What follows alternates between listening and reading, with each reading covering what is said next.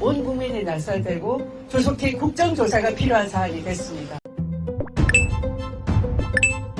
추미애 대장군과 박정훈 대령이 함께 있는 모습 너무나 감동적입니다. 그리고 오늘 추 장군은 페이스북을 통해 박정훈 대령을 보직 해임하고 기록을 회수한 것은 윤두창임을 부정할 수 없다며 국회 차원의 엄정한 국정조사가 필요하다고 지적하셨습니다. 관련해 추 장군의 감동적 발언 보시고 이어가 보겠습니다. 박정훈 대령 개인의 법률 문제가 아니라 온 국민이 나서되고 국회가 앞장서야 된다고 생각합니다. 지금 여러 정황들이 대통령을 지목하고 있습니다. 박정훈 대령에 대한 보직 해임이 전격적으로 이루어지고 또 기록 회수가 이루어졌다 하는 사실은 대통령의 경로와 이종석 국방부 장관과의 수차례 통화, 그 사이 관계자들, 청와대 관계자들의 이시원 공직기관 비서관 등의 유재현 법무관리관의 통화 등 그런 긴밀한 통화를 통해서 이것은 결국 대통령으로부터 비롯됐다라는 것을 온 국민이 이제 의혹을 가지고 부정할 수 없게 됐습니다.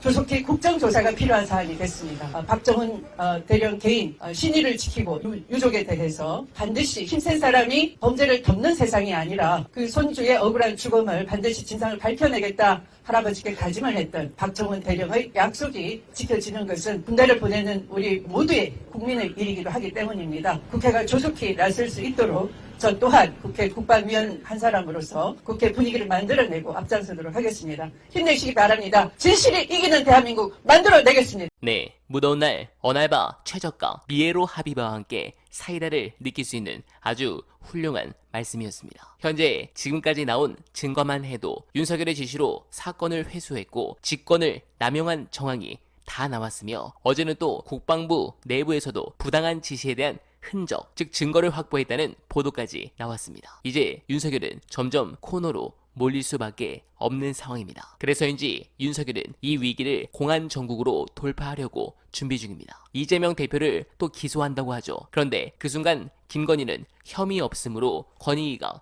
종결했습니다. 언론들은 대가리는 있는 겁니까? 부끄럽지 않습니까? 팩트로 보겠습니다. 김건희의 청탁금지법 위반 여부와 대통령 직무 관련성, 대통령 기록물 여부에 대해 해당되는 규정이 없기 때문에 종결 처리한다고 밝혔습니다. 그런데 이미 건희기는 2024년 청탁금지법 해설집에서 금품을 수수한 배우자는 특가법상 알선 수재죄로 처벌할 수 있다고 설명한 바 있습니다. 아울러 2016년 헌법재판소는 청탁금지법의 헌법소원 심판에서 배우자는 공직자 등과 경제적 이익 및 일상을 공유하는 긴밀한 관계에 있으므로 배우자가 금품을 수수하는 행위는 사실상 본인이 수수한 것과 마찬가지로 볼 수 있다고 판단하기도 했습니다. 그런데 권익위는 김건희와 윤석열이 이 모든 것에서 벗어난 치외 법권이라고 스스로 인정한 셈입니다. 그런데 언론들은 이재명 대표의 기소건만 보도를 하고 이화영 전 부지사의 판결 내용은 제대로 보지 않고 검찰의 논리만